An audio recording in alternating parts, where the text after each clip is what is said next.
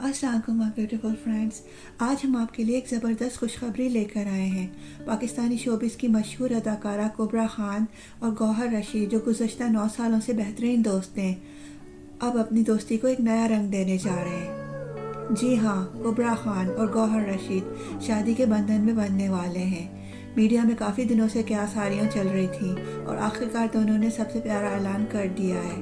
ये खूबसूरत ऐलान उनके करीबी दोस्तों ने भी ख़ास बनाया, जिनमें वजाहत रऊफ़ और उनकी अहलिया शहजाद शेख और उनकी अहलिया अली रहमान खान, आशर वजाहत और हुमायूं सईद के साथ उनकी साली सना शाहनवाज शामिल हैं। ये शादी फरवरी के आखिर में होगी और ये लम्हा उनके मद्दाहों के लिए एक बहुत बड़ी खुशखबरी है।